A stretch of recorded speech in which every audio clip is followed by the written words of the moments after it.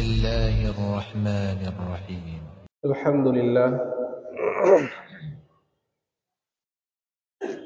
رب العالمين দরবারে অসংখ্য শুকর ও সুজুদ যে মহান রব্বুল আলামিন আমাদেরকে পবিত্র জুমা আদায়ের উদ্দেশ্যে মসজিদে আসার তৌফিক দান করেছেন। এজন্য রব্বে কারীমের দরবারে কৃতজ্ঞতা আদায় করি আলহামদুলিল্লাহ। আল্লাহ রব্বুল আলামিন তিনি হলেন নিয়ামতের আধার,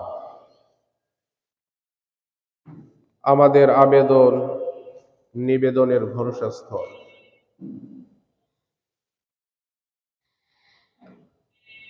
রব্বুল আলামিনের দরবারে আমাদের প্রত্যাশা চাওয়া আল্লাহ তাআলা যেন দুনিয়া ও আখিরাতে আমাদের অভিভাবকত্ব গ্রহণ করেন এবং রব্বুল আলামিন তার সকল নিয়ামত রাজি আমাদের জন্য অবারিত করেন। সর্বোপরি রব্বুল আলামিন আমাদের সকলকে ওই সকল মাহবুব মাকবুল বান্দাদের অন্তর্ভুক্ত করেন যারা নিয়ামত লাভ করে শুকর আদায় করেন, বিপদে আপদে মুসিবতে যারা সবর ধৈর্য ধারণ করেন,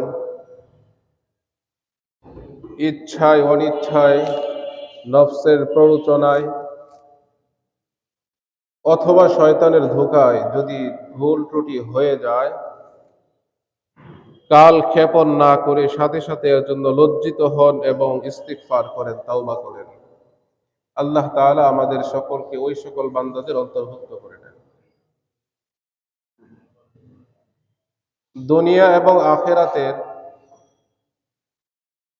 সৌভাগ্যের সোপান হলো শুকর, সবর, ইস্তিগফার।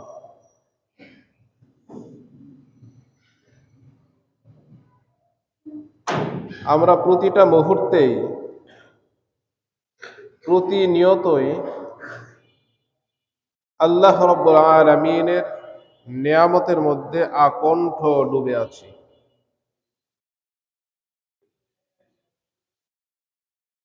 রব্বুল আলামিন ইরশাদ করেন, ওয়া ইন তাউদ্দু নি'মাতাল্লাহ, যদি তোমরা আল্লাহ তাআলার নিয়ামতগুলোকে গণনা করো, লা তুহসুহা, তাহলে রব্বুল আলামিনের নিয়ামত গণনা করে তোমরা শেষ করতে পারবে না।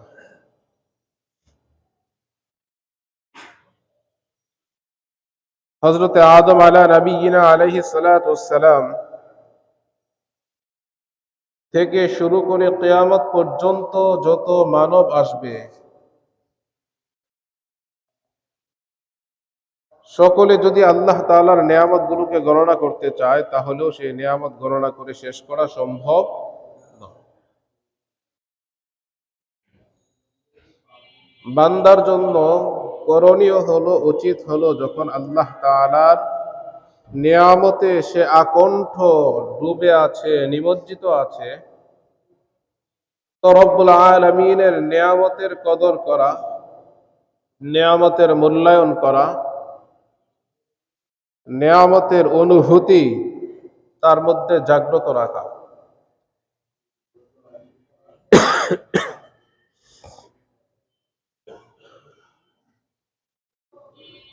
নিয়ামতের শুকর এটা অপরিহার্য বিষয়। নিয়ামতের স্থায়িত্বের জন্য, নিয়ামতের বৃদ্ধির জন্য, নিয়ামতের বাকার জন্য অপরিহার্য হলো এর শুকর আদায় করা। তো নিয়ামতের শুকর কিভাবে আদায় করবে? প্রথমত নিয়ামতের শুকর আদায় করবে, মুখে স্বীকৃতি দিবে নিয়ামতের। আমার এই ভালো অবস্থা বা কোনো কাজ আমার মনোভূত হওয়া, পরিবেশ পরিস্থিতি আমার অনুকূলে আসা, আমার জাগতিক উন্নতি, সমৃদ্ধি, প্রাচুর্য, প্রভাব অথবা দ্বীনি তারাক্কি আজান হয়ে যায়, তার পূর্বেই আমি নামাজের জন্য প্রস্তুতি গ্রহণ করি, মসজিদে চলে আসি, জামাতের সাথে নামাজ আদায় করি, দান সাদাকা করি, প্রতিবেশীর খোঁজ খবর নেই, পরিবারের, সন্তানের, আত্মীয় স্বজনের, মা বাবার সকলের হক আমি সুন্দরভাবে আদায় করতে পারি। এই সকল কিছু আল্লাহ তাআলার নিয়ামত, এটাকে স্বীকার করে নেয়া, এটা আমার কোনো যোগ্যতা, আমার কোনো বৈশিষ্ট্য, এমন কোনো বিষয় নয়, বরং এগুলো রব্বুল আলামিনের ইহসান আমার প্রতি, যে তিনি আমাকে তৌফিক দিয়েছেন, তিনি পরিবেশকে আমার অনুকূল করেছেন, মানুষের অন্তরে আমার ভালোবাসা তিনি জাগ্রত করেছেন, তাই মানুষ আমাকে ভালো জানে, ভালো বলে, সম্মান করে, মর্যাদা দেয়। তো এই সকল কিছু রব্বুল আলামিনের দান, তার নিয়ামত, মুখে এই স্বীকৃতি দেয়া, স্বীকার করে নেয়া অন্তর থেকে, এবং এই নিয়ামতের আলোচনা করা, জিকির করা, যেটা আল্লাহ তাআলার নিয়ামত। কোন বিষয়, কোন বস্তু,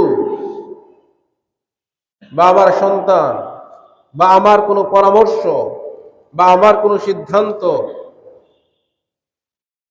অপরের কাছে ভালো লেগেছে, তিনি প্রশংসা করেছেন, একথা বলে দেয়া যে এটা আমার রবের ইহসান, রবের নিয়ামত। ভালো বলা, যুক্তিসঙ্গত বলা, সঠিক বলা, এটা রবের পক্ষ থেকে তৌফিক না হলে সম্ভব হতো না। সন্তান ভালো হয়েছে, এটাও রবের দান, রবের দয়া, রবের নিয়ামত। আমি সন্তানকে খুব টেক কেয়ার করেছি, সকল বিষয়ে আমি সচেতন থেকেছি, তার আখলাক, তার চরিত্র সুন্দর থেকে সুন্দরতম করার জন্য আমার সচেতনতা, আমার দায়িত্ববোধ, এগুলো কার্যকর ছিল না, কার্যকর ছিল আমার রবের নিয়ামত, সহায়ক হয়েছে। তো এজন্য নিয়ামতের জিকির করা, নিয়ামতের আলোচনা করতে থাকা।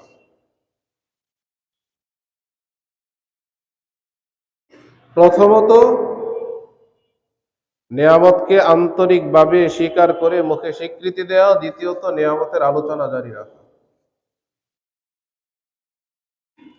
তৃতীয় যে বিষয়, রব্বুল আলামিনের যে নিয়ামত আমি পেয়েছি, এই নিয়ামতকে নিয়ামত হিসাবে এর ব্যবহার করা, নিয়ামতের ব্যবহার যেন যথাযথ হয়, যথোপযুক্ত হয়, যথাস্থানে হয়, নিয়ামতের অপব্যবহার না হয়। রব্বুল আলামিন আমাকে মেধা দিয়েছেন, এই মেধাকে আমি রবের আনুগত্যের কাজে, সৃষ্টির কল্যাণে ব্যয় করি, পরামর্শ দেই, ভালো পরামর্শ দেই, সুপরামর্শ দেই, সুন্দর পরামর্শ দেই, পরিকল্পনা করি তো ভালো করি, যেটা আমার নিজের জন্য কল্যাণকর, যেটা মানব সভ্যতার জন্য কল্যাণকর, যেটা আমার সমাজ পরিবারের জন্য কল্যাণকর। মেধা আছে বলেই, ভালো বুঝি বলেই আমি যেভাবে চাই মাইন্ড গেম খেলতে পারি না। এই অধিকার আমাকে দেয়া হয়নি। মেধা এটা আল্লাহর দান, নিয়ামত। সুতরাং কাউকে কিছু বললে ভালো বলা, পরামর্শ দিলে সুপরামর্শ দেয়া, এটা হলো নিয়ামতের শুকর আদায় করা। তো সুতরাং নিয়ামতটাকে নিয়ামত হিসাবে ব্যবহার করা। প্রাচুর্য দিয়েছেন, আমি ব্যয় করি, আমার ব্যয়ের খাত এটা যেন রব্বুল আলামিনের সন্তুষ্টির কারণ হয়, রবের অনুমোদিত যে খাতগুলো আছে সেই খাতে হয়, যেই খাতে ব্যয় করলে রব্বুল আলামিন নারাজ হন, অসন্তুষ্ট হন, ক্রোধের সঞ্চার হয়, ওই সকল খাতে যেন আমার সম্পদ ব্যয় না হয়। তো নেয়ামতের শুকর আদায় করার এই তিনটি পদ্ধতি। প্রথমত, আন্তরিকভাবে এটাকে স্বীকার করে নেওয়া, মুখে স্বীকৃতি দেয়া। দ্বিতীয়ত, নেয়ামতের আলোচনা সর্বদা জাগ্রত রাখা, ওঠা বসায় চলাফেরায় এই বিষয়টাকে অন্তরে জাগ্রত রাখা, যে আমি যে ভালো আছি, ভালো চলছি, সকলেই ভালো বলে, ভালো মনে করে, ধারণা করে, এটা আমার রবের দান, রবের নেয়ামত। তো সুতরাং সকল কিছুই যেহেতু রবের নেয়ামত, তো এই নেয়ামতটাকে নেয়ামত হিসাবেই ব্যয় করা, ব্যবহার করা। কারণ যিনি আমাকে দিয়েছেন, নেয়ামত দাতা যিনি, আমি যদি তার অসন্তুষ্টির পথে আমার এই নেয়ামতের ব্যবহার করি, তাহলে এই নেয়ামতের ধারা আর জারি থাকবে না, স্থায়ী হবে না। এই ধারা থেমে যাবে, বন্ধ হয়ে যাবে, নেয়ামত রব ছিনিয়ে নেবেন। লা ইন শাকারতুম লা আযীদান্নাকুম ওয়া লা ইন কাফারতুম ইন্না আযাবি লাশাদীদ। যখন নেয়ামতের যথাযথ ব্যবহার না হবে, অপব্যবহার হবে, নিয়ামত দাতার প্রতি তার সন্তুষ্টি অসন্তুষ্টির বিষয়ে আমি সজাগ থাকবো না, সচেতন থাকবো না, চিন্তা ভাবনা করব না, তখন এই নিয়ামত আর বাকি থাকবে না। এই নিয়ামত এটা জায়েল হয়ে যাবে, রব্বুল আলামিন এই নিয়ামত ছিনিয়ে নেবেন। তখন এটা আমার ধ্বংসের কারণ হয়ে দাঁড়াবে। প্রাচুর্য রব্বুল আলামিন কারুনকে দিয়েছেন, এই প্রাচুর্যের মাধ্যমে কারুন ধ্বংস হয়েছে। প্রাচুর্য রব্বুল আলামিন হযরত সুলাইমান আলাইহিস সালামকেও দিয়েছেন, কিন্তু ব্যবধান। প্রাচুর্য হযরত উসমান ইবনে আফফানকে দিয়েছেন, কিন্তু ব্যবধান। তো সুতরাং নেয়ামতের ব্যবহার নেয়ামত দাতার সন্তুষ্টিকে মূল্যায়ন করেই করতে হবে, তাহলে ওই নেয়ামত এর ধারা অব্যাহত থাকবে, এটা জারি থাকবে। স্বাভাবিকভাবে আমরা যদি দেখি যে আমাদের সমাজে আল্লাহ তাআলা যাদেরকে প্রাচুর্য দিয়েছেন, মন উদার করে দিয়েছেন, দিল খুলে দারাজ হস্তে যারা দান করেন, সুতরাং ওই দাতা তিনি যা অপছন্দ করেন ওই বিষয়গুলো আমরা খেয়াল করি, সচেতন থাকি, যেন এমন কোনো বিষয় আমার তার কাছে না পৌঁছে যার কারণে তিনি অসন্তুষ্ট হন, আমার এই ধারাটা বন্ধ হয়ে যায়। তো আল্লাহ রাব্বুল আলামিন তিনি তো আলিমুল গায়বি ওয়াশ শাহাদা, দৃশ্য অদৃশ্যের জান্তা, তিনি, তার কাছ থেকে গোপন করার কিছুই নেই।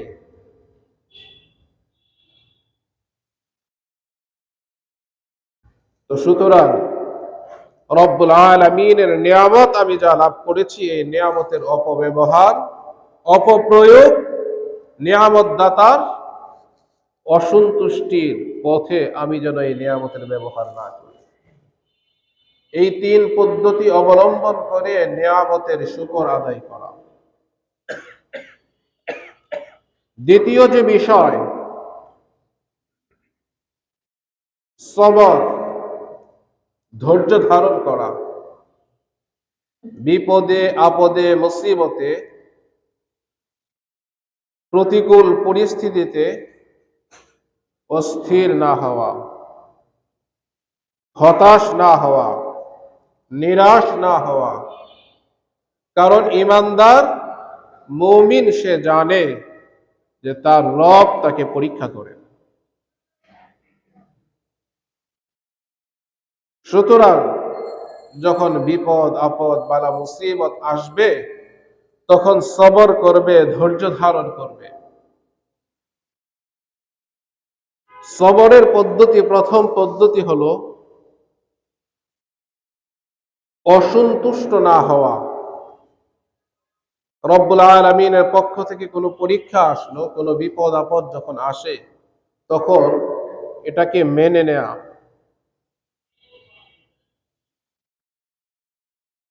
যে রব্বুল আলামিনের পক্ষ থেকে এটা পরীক্ষা, এটাকে মনে প্রাণে মেনে নেয়া, যে এখন সাময়িক যে বিপদ আপদ বা যা আমি দেখছি প্রত্যক্ষ করছি, এটা আমার রবের পক্ষ থেকে আমাকে যাচাই করা হচ্ছে,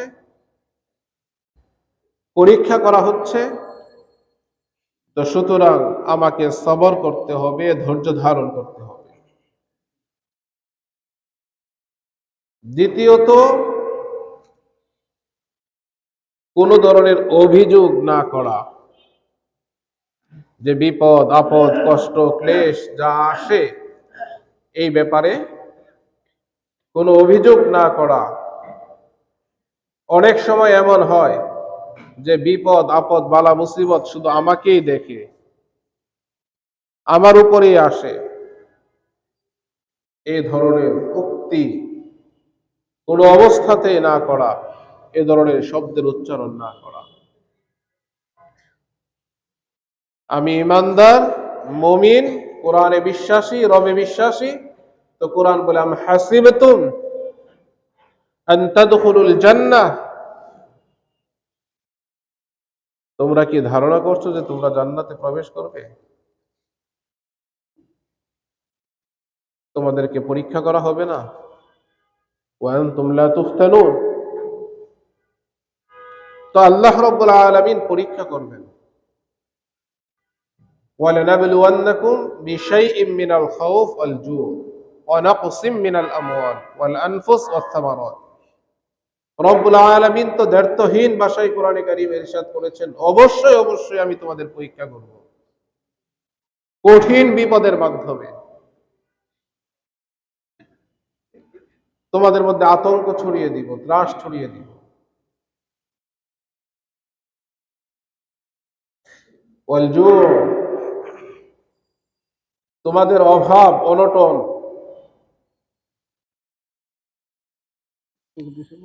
নিচের কাজের অগ্রগতি, ছয়তলার কাজের আর মাহাতুলের বিষয়ে সহজে অবগত করার জন্য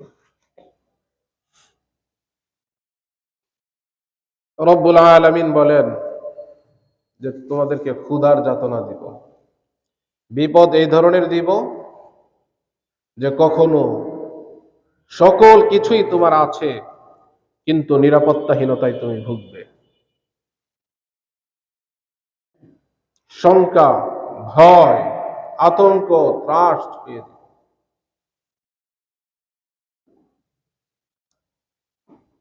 রব্বুল আলামিন বলেন ওয়াল জু', আবার দেখা যাবে যে তোমাকে পরীক্ষা করব এমন ভাবে যে তোমার খাবার পানীয় থাকবে না, সেটাও জুটবে না। রিজিক এমন ভাবে সংকীর্ণ করব যে তুমি তোমার দৈনন্দিন তোমার সুস্থ থাকার জন্য যেই পরিমাণ খাবারের প্রয়োজন, সেই খাবারের ব্যবস্থাটাও তুমি করতে পারছো না, তারও যোগান দিতে পারছো না। ওয়া নাকসিম মিনাল আমওয়াল, তোমাদের ধনসম্পদ, ব্যবসা বাণিজ্যে আমি বিপর্যয়, চাষাবাদে বিপর্যয়, এর মাধ্যমে আমি তোমাদেরকে পরীক্ষা করব। তোমাদের সবচেয়ে প্রিয় যে মানুষটি, সবচেয়ে কাছের যে মানুষটি, যার সঙ্গ না পেলে, যার সান্নিধ্য না পেলে নিজেকে তুমি অসহায় মনে করো বা একাকিত্ব তুমি ভাবো, যেটা তোমার জন্য যাতনার কারণ, ওই প্রিয় মানুষটিকে আমি উঠিয়ে নিয়ে যাব।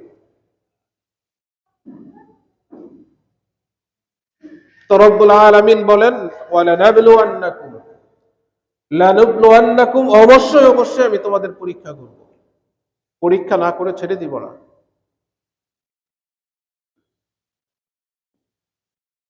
আম হাসিবতুম আন তাদখুলুল জান্নাহ ওয়ালাম্মা ইয়াতিকুম মাসালুল লাযীনা খালাউ মিন ক্বাবলিকুম মাসাতহুমুল বা'সা ওয়াদ-দাররা ওয়া যুলজিলু হাত্তা ইয়াকুলা আর-রাসূল মাতা নাসরুল্লাহ। তোমরা কি মনে করছো তোমরা জান্নাতে এমনিতেই প্রবেশ করবে? ওয়ালাম্মা ইয়াতিকুম মাসালুল লাযীনা খালাউ মিন ক্বাবলিকুম, তোমাদের পূর্বে যারা ছিলেন তাদের উপর যে সকল বিপদ আপদ কষ্ট মুসিবত আবর্তিত হয়েছে, যে বিপদ আপদ বালা মুসিবতের পরিমাণ কি ছিল, হাত্তা ইয়াকুলার রাসূল, এমনকি রাসূল পর্যন্ত বলেছেন মাতা নাসরুল্লাহ, যে আল্লাহ তাআলার সাহায্য কখন আসবে।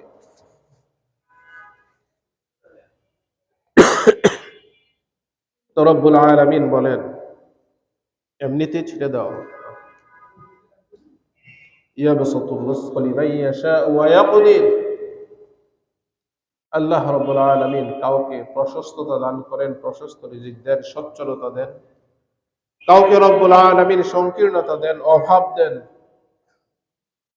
কিন্তু উভয়টার উদ্দেশ্য এক, কাউকে প্রাচুর্য দিয়ে রব্বুল আলামিন পরীক্ষা করেন, কাউকে সংকীর্ণ জীবন যাপন দিয়ে রব্বুল আলামিন পরীক্ষা করেন। উভয়টার উদ্দেশ্য একই, পরীক্ষা করা। তো মুমিন কোন অবস্থাতে এসে অভিযোগ করবে না, বিপদে আপদে মুসিবতে তার কোনো অভিযোগ থাকবে না, হতাশ হবে না, নিরাশ হবে না। সবর করা, ধৈর্য ধারণ করা, এর তৃতীয় যে বিষয় সেটা হলো অঙ্গ প্রত্যঙ্গের মাধ্যমে কোনো ধরনের অবাধ্যতা প্রকাশ করবে না।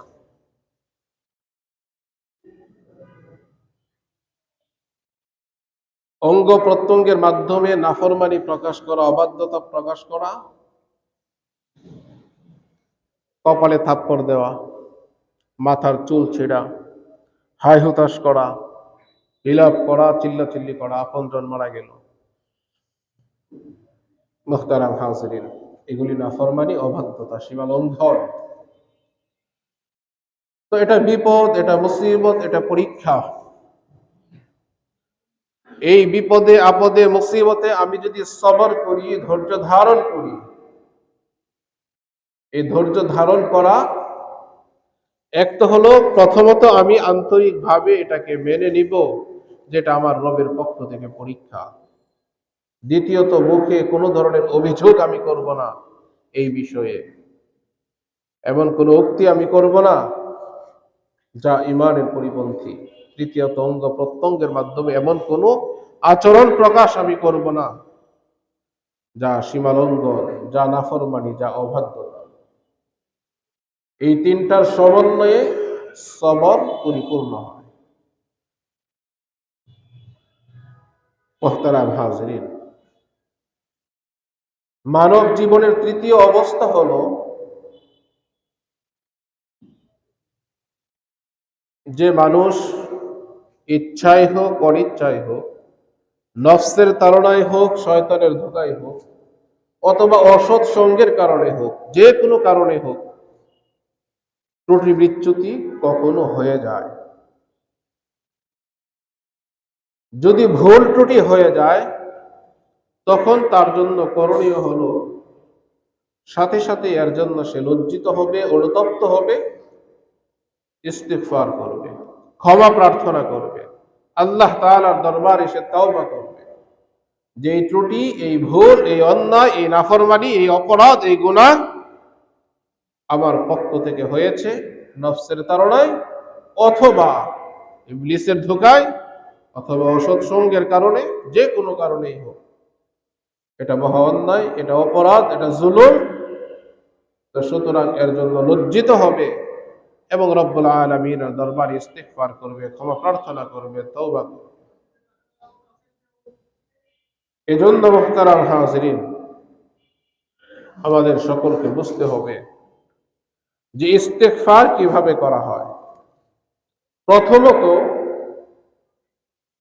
যে কাজ আমার দ্বারা সংঘটিত হয়েছে সেটাকে মন থেকে ঘৃণা করা, যে এটা অনুচিত, এটা অন্যায়, এটা জুলুম, এটা অপরাধ, এটা অন্ধকার। কোনোভাবে উচিত হয়নি।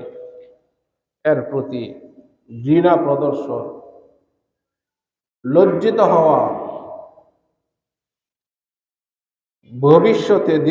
ভবিষ্যতে এই অন্যায় বা এই ত্রুটি বিচ্যুতি, এই ভুল না করা, দৃঢ় প্রতিজ্ঞা করা, যেন কোনো অবস্থাতেই ভবিষ্যতে এই ভুলের পুনর্বার যেন এই ভুলের সৃষ্টি আমার মধ্য থেকে না হয়, এই ভুল যেন আমি না করি।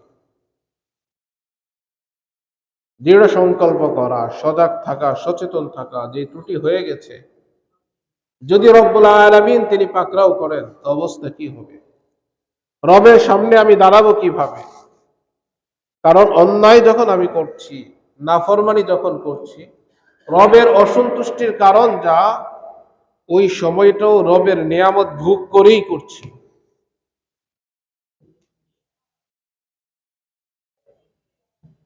মানুষ যখন ভুল করে বা অন্যায় করে, সীমা লঙ্ঘন করে, নাফরমানিতে লিপ্ত হয়, তখনও রব্বুল আলামিনের অনুগ্রহ তার উপর থাকে, নিয়ামত তার উপর অবারিত থাকে। যদি রব ওই ভুলের মুহূর্তে, তার সীমালঙ্ঘনের মুহূর্তে রহমতকে তার থেকে ছিনিয়ে নেন, তাহলে তখনই সে ধ্বংস হয়ে যাবে।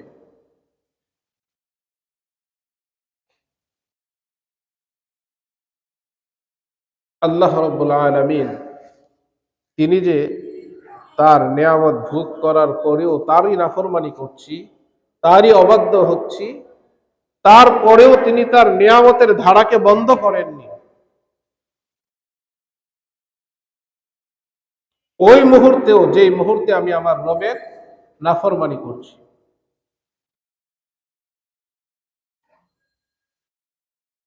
এজন্য অনুতপ্ত হওয়া, লজ্জিত হওয়া, ওই অপরাধকে, নাফরমানিকে দিল থেকে ঘৃণা করা,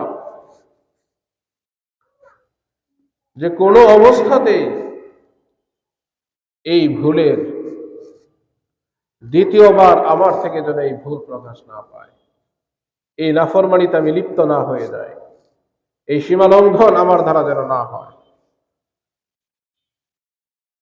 দৃঢ় সংকল্প করা। তৃতীয়ত, রব্বুল আলামিনের দরবারে ক্ষমা চাওয়া, রব্বুল আলামিনের দরবারে ক্ষমা চাওয়া এবং রবের সাথে এই ওয়াদাবদ্ধ হওয়া, প্রতিজ্ঞা করা, রবকে প্রতিশ্রুতি দেয়া যে মালিক, আমি অন্যায় করেছি, অপরাধ করেছি, স্বীকার করছি, এই জন্য আমি লজ্জিত, অনুতপ্ত। তো ভবিষ্যতে আমি এই অপরাধ আমার থেকে যেন আর সংঘটিত না হয়, সেজন্য তোমার সাহায্য চাচ্ছি, এবং সাহায্যের পাশাপাশি আমার যে চেষ্টা, আমার যে সচেতনতা, রব যে মেধা আমাকে দিয়েছেন, বিবেক দিয়েছেন, আকল দিয়েছেন, এর যথাযথ ব্যবহার করে আমি যেন এই ত্রুটি বিচ্যুতিগুলো থেকে বেঁচে থাকতে পারি, রবের সন্তুষ্ট অনুযায়ী যেন আমার জীবনটাকে পরিচালনা করতে পারি, এটা রবের কাছে চাওয়া। যখন এই বিষয়গুলোর সমন্বয় আমার ইস্তেগফারের মধ্যে যখন সাধিত হবে, তখনই আমার ইস্তেগফার, ক্ষমা চাওয়াটা পূর্ণতা পাবে। যখন দিলের সদিচ্ছা থাকবে, আন্তরিকভাবে আমি এর জন্য অনুতপ্ত হই, লজ্জিত হই, আর রবের সাথে ওয়াদাবদ্ধ হই, প্রতিজ্ঞাবদ্ধ হই, প্রতিশ্রুতি দেই, তখন গুনাহ থেকে বেঁচে থাকা আমার জন্য সহজ হয়ে যাবে। মুহতারাম হাজরিন, এজন্য আমাদের বোঝা যে আল্লাহ রাব্বুল আলামিন তিনি নিয়ামতের আধার, তার নিয়ামতেই আমরা ডুবে আছি। রব্বুল আলামিন তিনি যদি কোনো নিয়ামত আমার থেকে ছিনিয়ে নেন, তাহলে গোটা জগতের সকল মাখলুক মিলেও ওই নিয়ামত আমাকে দিতে পারবে না।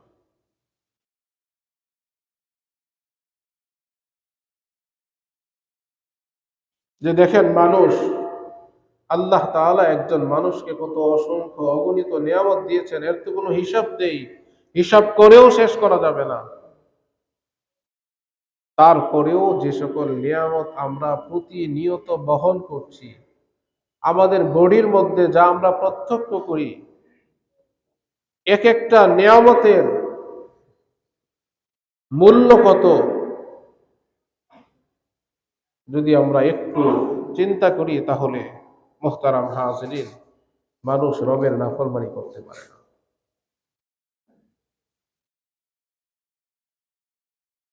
একজন মানুষ দৃষ্টিশক্তি হারিয়ে ফেলল,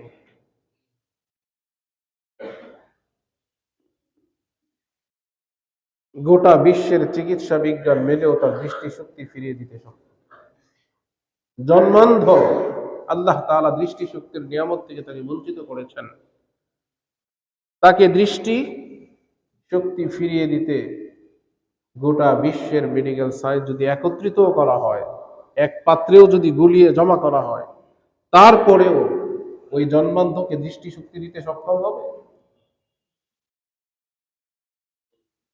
তাহলে গোটা বিশ্ব যেখানে অক্ষম, অপারগ, অসহায়, এমন নিয়ামত তো আমি আপনি ভোগ করছি।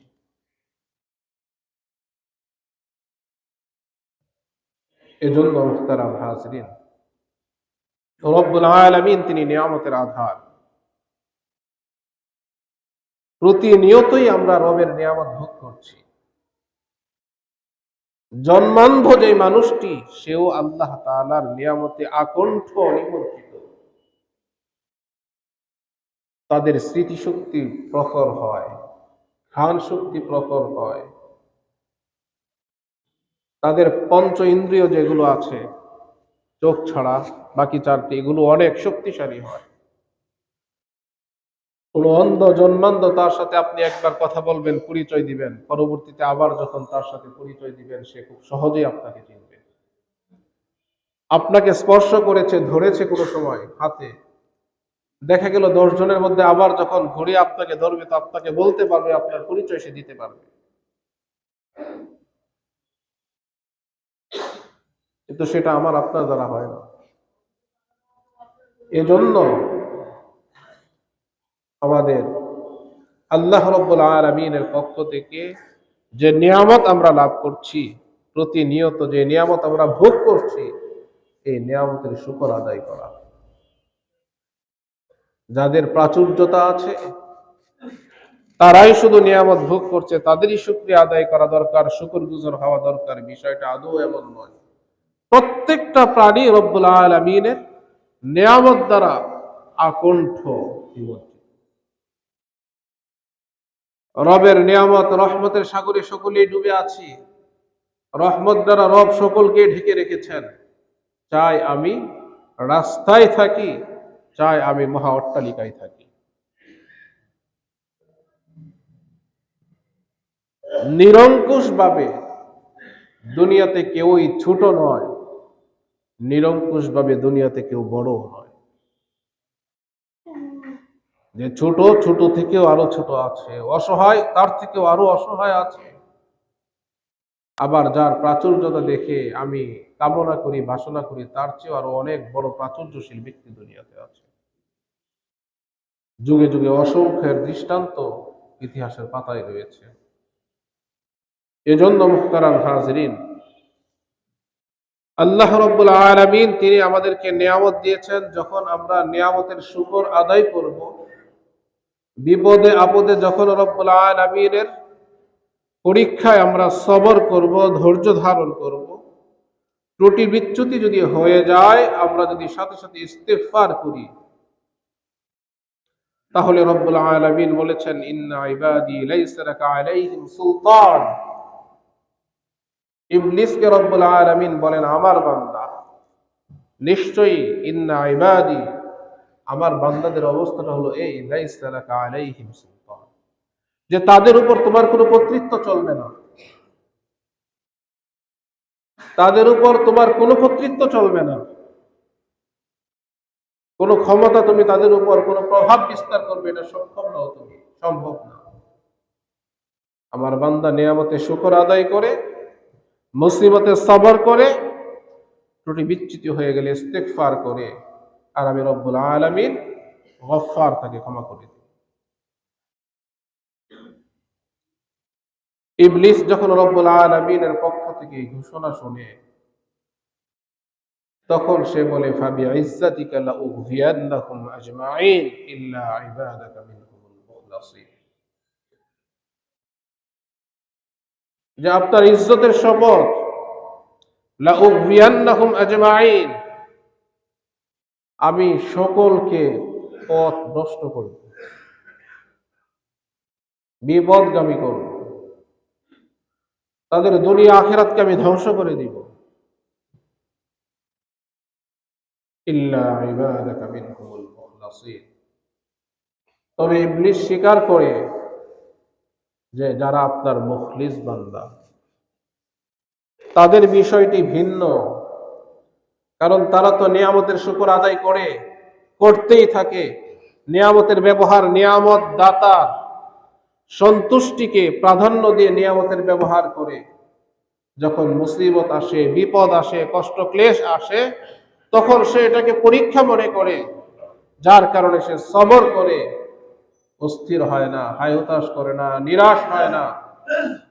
আবার কখনো কখনো কোনো সময় দেখা যায় যে আমি বিজয় লাভ করি তার উপরে, ভুল ত্রুটি তার থেকে প্রকাশ পেয়ে যায়, আর এর কারণে সে এতটা লজ্জিত হয়, এতটা অপমানিত বোধ করে, এবং এই গুনাহের প্রতি তার এমন ঘৃণা সে প্রকাশ করে, এবং আপনার দরবারে সে তার চোখের পানি এমন ভাবে ফেলে, যার কারণে আমি সাথে সাথে আবার এমন ভাবে পরাজিত হই যে যেই গুনাহ আমি তার দ্বারা করিয়েছিলাম, যেই ত্রুটি বিচ্যুতিগুলো তার থেকে প্রকাশ করেছিলাম, সেগুলোর জন্য আমাকে আফসোস করতে হয়, আমাকে আক্ষেপ করতে হয়, আমাকে পরিতাপ করতে হয় যে রব্বুল আলামিন যখন বান্দার গুনাহ মুছে দেন, বান্দাকে ক্ষমা করে দেন, আত্তাইবু মিনাজ যামবি কামান লা যামবা লা, যেই ব্যক্তি গুনাহ থেকে, নাফরমানি থেকে তওবা করে, প্রকৃত তওবা, স্বচ্ছ তওবা যখন করে, রাসূল বলেন তার আমল নামাটা রব্বুল আলামিন এমন ভাবে সূচি শুভ্র করে দেন যে এই ব্যক্তি জীবনে কখনো কোনোদিন সে কোনো গুনাহই করেনি। তো রব্বুল আলামিন শুধু এতটুকু করে ক্ষান্ত হন না, বান্দার এই যে আক্ষেপ, তার যে এই নাদামত, তার যে অনুতপ্ত অবস্থা, সে যে লজ্জিত, এবং রবের পক্ষ থেকে সে যে ক্ষমা চাওয়া এবং তৌফিক চাওয়া এই গুনাহ থেকে বেঁচে থাকার জন্য, আল্লাহ তাআলা তার এই প্রায়শ্চিত্তের কারণে ওই অপরাধগুলোকে রব্বুল আলামিন শুধু মুছে দিয়ে ক্ষান্ত হন না, বরং সেগুলোকে নেকি দ্বারা পরিবর্তন করে দেন। এজন্য শয়তান আফসোস করে, আক্ষেপ করে যে এই ত্রুটিটা, এই ভুলটা, এই নাফরমানিটা যদি তার দ্বারা না হতো, তাহলে এই সওয়াব থেকে তো সে বঞ্চিত থাকতো, যেটা আমার করানোর মাধ্যমে যে ত্রুটি বিচ্যুতিটা হয়েছিল, যে গুনাহটা সে করেছিল, এটা থেকে তো সে তার সমৃদ্ধিটা এতটুকু তো দূরে থাকতো। কিন্তু এটা করিয়ে তার আমল নামাটাকে আমি আরো সমৃদ্ধ করে দিলাম। এই জন্য শয়তান আক্ষেপ করে, আফসোস করে। মুহতারাম হাজিরিন, যেই ব্যক্তি নিয়ামতের শুকর, মুসিবতের সবর, ইচ্ছায় অনিচ্ছায় ত্রুটি হয়ে গেলে সাথে সাথে কাল ক্ষেপণ করে না, কোনো যুক্তির পিছনে পড়ে না, আকলের ঘোড়া দৌড়ায় না, কোন খোরা যুক্তি, খোরা অজুহাতের পিছনে না পড়ে সাথে সাথে এর জন্য অনুতপ্ত হয়ে, লজ্জিত হয়ে রবের দরবারে তওবা করে, ইস্তিগফার করে, আল্লাহ তাআলা তার আমলনামাটাকে সূচিশুভ্র করেন, তার গুনাহটাকে আল্লাহ রাব্বুল আলামিন নেকি দ্বারা পরিবর্তন করে দেন। এজন্য আল্লাহ তাআলা যেন আমাদের সকলকে তার ওই সকল বান্দাদেরই অন্তর্ভুক্ত করেন যারা নিয়ামতে শুকর আদায় করেন, মুসিবতে সবর করেন, ত্রুটি বিচ্যুতি হয়ে গেলে তারা সাথে সাথে ইস্তিগফার করেন। মুহতারাম হাজিরিন, দিন যাচ্ছে, যেদিন জন্মেছি, জন্ম থেকে নিয়ে এই পর্যন্ত আমার হায়াত আস্তে আস্তে শেষই হচ্ছে, মৃত্যুর দিকে আমি চলছি। জন্মের মাধ্যমে আমার যে যাত্রা শুরু হয়েছে, আমার এই যাত্রা, এর গন্তব্যস্থল কোথায়? গন্তব্যস্থল হলো মৃত্যু। জন্মের মাধ্যমে যে যাত্রা, এই যাত্রার গন্তব্যস্থল সর্বশেষ যে সীমা সেটা হলো মৃত্যু, এবং আমি বিরামহীন ভাবে, কোন ধরনের বিরতি ছাড়া, বিরতিহীন ভাবে আমি আমার গন্তব্যস্থলে অর্থাৎ মৃত্যুর দিকে আমি ধাবিত হচ্ছি। সময় যত যাচ্ছে মৃত্যুটা তত কাছে আসছে। সময় যত যাচ্ছে ইকতারাবা লিন-নাস হিসাবুহুম ওয়া হুম ফি গাফলাতিন মুরিদুন। সময় যত যাচ্ছে হিসাব ততটা নিকটবর্তী হচ্ছে। হিসাবের বিষয়টা হলো এমন, মান নুফিসাল হিসাব হালাক। আল্লাহ তাআলা কারো যদি হিসাব দেন, যারই হিসাব নেবেন সেই ধ্বংস হয়ে যাবে। হিসাব দিয়ে রব্বুল আলামিনের দরবারে কেউ পার পাবে। প্রয়োজন রবের ইহসান, প্রয়োজন রবের রহমত।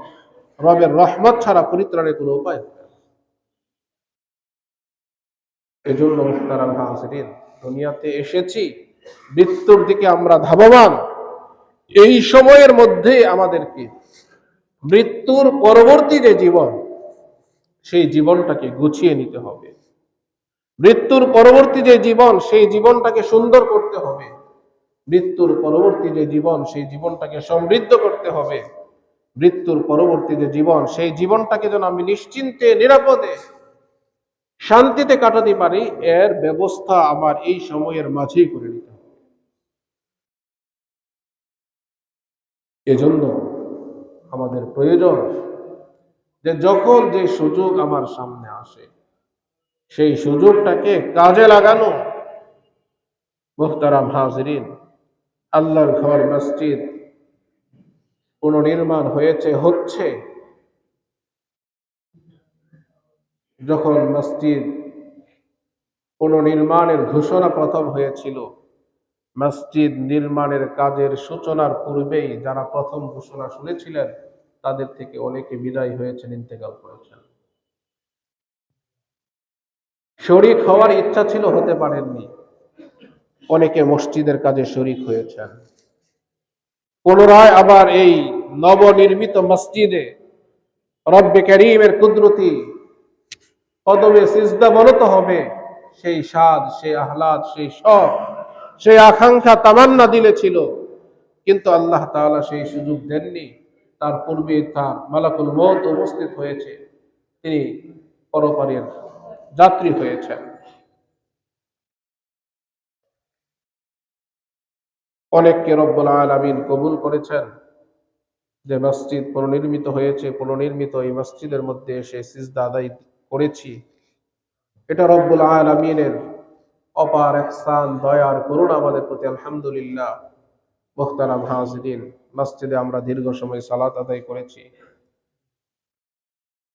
পরিপূর্ণভাবে ফিনিশিং এর কাজ হয়নি। আবার আমরা উপরে 3 তলা থেকে জামাত করতাম। ওই সময়ের মাঝে অনেকে আমাদের থেকে বিদায় হয়েছেন, যারা মসজিদের এই অবকাঠামো দেখেন, মসজিদের এই সৌন্দর্য যারা দেখেননি।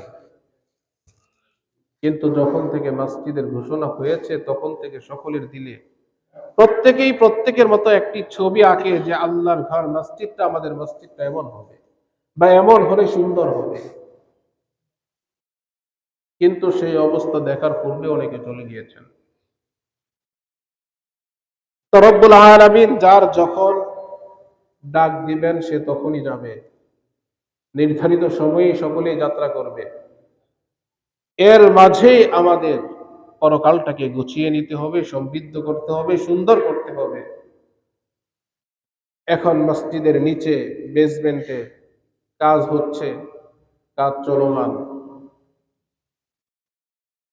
আল্লাহর এক বান্দা, যিনি মার্বেলের ব্যবসা করেন, তিনি মসজিদ হিসাবে সকল মার্বেল তিনি বাকিতে দিয়েছেন। কাজ হয়ে যাচ্ছে, কিন্তু এটা পরিশোধ করার জিম্মাদারি সেটাও আমাদের। আল্লাহর বান্দারাই আল্লাহর ঘরকে সুন্দর করবে, এটাই স্বাভাবিক। এটা আমাদের ঈমানি এবং নৈতিক দায়িত্ব। তো মুহতারাম হাজিরিন, আমাদের এই হায়াতের মধ্যেই আমাদেরকে আমাদের পরকাল সুন্দর করতে হবে। রাসূল বলেন, আল কাইয়িস মান দানা নাফসাহু ওয়া আমিলা লিমা বা'দাল মাউত। আরে বুদ্ধিমান তো সে, যে তার নিজের পরিচয় জানে, ওয়া আমিলা লিমা বা'দাল মাউত, যা করে তার মৃত্যুর পরবর্তী জীবনের জন্য করে। এজন্য মুহতারাম হাজরিন, নিচে নামাজ, মা বোনদের জন্য নামাজের ব্যবস্থা হচ্ছে। যদিও আবাসিক এলাকা, আসলে এই আবাসিক এলাকা এটা তো এখন বাণিজ্যিক এলাকা হয়ে গেছে। অনেক মা বোনরা আসেন বিভিন্ন প্রয়োজনে, নামাজের সময় তারা কোথায় নামাজ পড়বেন, নামাজ পড়তে পারেন না, অনেকের কাজা হয়। কিছু কিছু মা বোনকে দেখা যায় উপরে 3 তলায় উঠেন, নামাজ পড়েন পাশে। তো এটা একটা সুন্দর উদ্যোগ। তারা আসবেন, নামাজের সময় তারা নামাজ পড়তে পারবেন, তাদের নামাজটা কাজা হবে না। এই চিন্তা যদি আমরা করি, মা বোনদের, আমি এই কথা বলতেছি না যে তাদের অনেক বড় হক মসজিদে জামাত আদায়ের, এই কথা আমি বলছি না। আমি বলছি যে আমার মা বোনদের নামাজ কাজা না হয় এর ব্যবস্থাটা করে দেওয়া, এটা আমাদের সামর্থ্য যদি থাকে তাহলে সেটা আমাদের জন্য এটা আবশ্যক, এটা অপরিহার্য। তো মসজিদে জামাতটা অপরিহার্য বিষয় না মা বোনদের জন্য, বরং উত্তম সেটাই যে তারা তাদের বাসা বাড়িতে নামাজ পড়বে। কিন্তু এখন আমরা যেহেতু যে এলাকায় আমরা বসবাস করি, এলাকার অবস্থা যেহেতু এমন, এটা আমরা নিশ্চিতভাবে জানি যে অনেক মা বোন তারা আসেন, নামাজ বাসা বাড়িতে পড়েন, কাজে এসেছেন, কিন্তু আসার পরে এখানে তাদের জামাত আরে নামাজ তাদের কাজা হয়ে যাচ্ছে। তো এখন আমি যদি এই চিন্তা করি যে আমার মা বোনদের, আল্লাহর বান্দি, তারা নামাজ আদায় করেন, আমার সামর্থ্য আছে, আমি তাকে এই কাজে সহযোগিতা করতে পারি, আল্লাহর হুকুম পালনে, আল্লাহর ইবাদতে, নির্ধারিত সময়ে সে তার সালাতটা আদায় যাতে করতে পারে, কর্তৃপক্ষ সিদ্ধান্ত নিয়েছেন, নিচে ব্যবস্থা করে দিবেন, আমার সামর্থ্য অনুযায়ী আমি শরীক হই, তাহলে দেখা যাবে যে আপনার যুগের পর যুগ অসংখ্য মা বোন যাদের নামাজ কাজা হতো, তাদের নামাজটার কাজা হচ্ছে না। তারা জানলো যে এখানে নামাজের ব্যবস্থা আছে, নির্ধারিত সময়ে এসে তাদের মতো তারা নামাজ পড়ে চলে যেতে পারে। এটা সাধারণ কোনো বিষয় না, এটা অনেক বড় বিষয়। ফরজ কাজে আপনি সহযোগিতা করছেন আপনার তৌফিক অনুযায়ী, এটা ফরজ কবুল, ফরজের সমান প্রতিদান, সওয়াব, আজর, জাযা, প্রতিদান আপনি পাবেন। আপনি সালাত আদায় করছেন, এটা কবুল হয়েছে কিনা এটা আল্লাহ তাআলা জানেন। আমরা আশা রাখি যে আল্লাহ তাআলা কবুল করবেন, তিনি রহমান, তিনি গফফার, যে আমাদের এই সালাত আদায়ের প্রতি বিচ্যুতি যা হয়ে যায় তিনি ক্ষমা করবেন এবং তিনি রহিম হিসাবে, রহমান হিসাবে দয়া করে কবুল করে নেবেন। এই আশা রেখে আমরা ইবাদত করি, কিন্তু এই বিষয়ে আমরা নিশ্চয়তা দিতে পারি না যে অবশ্যই কবুল করেছেন, করবেন, আশা রাখি, প্রত্যাশা রবের দরবারে রাখি। কিন্তু হ্যাঁ, এই বিষয়টা খুব জোর দিয়ে বলা যায় যে আল্লাহর কোনো বান্দির সালাত, ফরজ সালাত কাজা হয়ে যাবে, যেন কাজা না হয় এর জন্য আমি ব্যবস্থা করে দিচ্ছি আমার সামর্থ্য অনুযায়ী, সাধ্য অনুযায়ী। তাহলে ওই বান্দির সালাত কবুল হয়েছে কিনা সেটাও আমি জানি না, কিন্তু এই ফরজ আদায়ের যেই প্রতিদান রব্বুল আলামিন নির্ধারণ করে রেখেছেন, সেটা আমার জন্য আল্লাহর পক্ষ থেকে বরাদ্দ হবে, এটা আমি নিশ্চিত বলতে পারি। এখন আপনি বলবেন যে আমি তো 1000 দিলাম, 500 দিলাম, 2000 দিলাম, 5000 দিলাম, এই দিয়ে তো হয়নি। মুহতারাম হাজিরিন, আমার আপনার জীবনটাই তো হিসাব দিয়ে। কিন্তু আমি যার কাছে প্রত্যাশা করি, আমি যার কাছ থেকে পেতে চাই, তিনি তো অসীম, তার রহমতের, তার ভান্ডারের কোনো সীমা পরিসীমা নেই। তিনি সকলকেই দিবেন, পর্যাপ্ত পরিমাণে দিবেন, আরো বাড়িয়ে দিবেন, সন্তুষ্ট করে দিবেন। এজন্য সকলের কাছে আহ্বান থাকবে, নিচের কাজও চলছে, উপরে আমাদের 6 তলায় যে ফ্লোরের টাইলস, মুহতারাম হাজিরিন, এর অর্ডার দেওয়া হয়েছে। তো সেখানে আমাদের সামনে স্যাম্পল দেওয়া আছে, যেটা আমাদের 3য়, 4র্থ, 5ম তলার ফ্লোরের যে টাইলস, একই টাইলস লাগবে, এর কস্ট সহ দেখা যায় 2000 টাকার মতো আসে। তো আমাদের সাধ্য সামর্থ্য অনুযায়ী আমরা চেষ্টা করব যে অবশ্যই আমরা সকলেই যে একটা টাইলস যদি অন্তত দেই। আল্লাহর বান্দারা আসবে, সামনে রমজান আসছে, এর জন্য প্রস্তুতি নেওয়া, রজব মাস চলছে, আল্লাহর রাসূল আমাদেরকে দোয়া শিক্ষা দিয়েছেন, দোয়া করতেন সাহাবায়ে কেরাম, আল্লাহুম্মা বারিক লানা ফি রজব ওয়া শাবান ওয়া বাল্লিগনা রমাদান। তো আল্লাহর রাসূল এই দোয়া, সাহাবায়ে কেরাম এই দোয়া পাঠ করতেন। তো আল্লাহ তাআলা যেন আমাদেরকে রজব এবং শাবানে বারাকাত দান করেন, রমজান পর্যন্ত আমাদেরকে পৌঁছে দেন। তো রমজানের প্রস্তুতির জন্য মুহতারাম হাজিরিন, তো প্রস্তুতির মাস শুরু হয়ে গেছে, দ্বিতীয় জুমা আমরা পড়লাম, সামনে শাবান আসবে, তারপরেই তো রমজান। রমজানে যেন আল্লাহর বান্দারা দীর্ঘ সালাত সুন্দরভাবে তারা পড়তে পারেন, আমাদের সামর্থ্য যে আমরা এই পর্যন্ত রবের তৌফিকে দিয়ে এসেছি, যতটুকু আমাদের সামর্থ্য আছে ইনশাআল্লাহ আমরা সামনেও দিব, আল্লাহ যতটুকু কবুল করেন। এজন্য আমাদের ইচ্ছা থাকতে হবে। আল্লাহ তাআলা আমাদের সকলকে কবুল করেন এবং তৌফিক দান করেন। আমিন।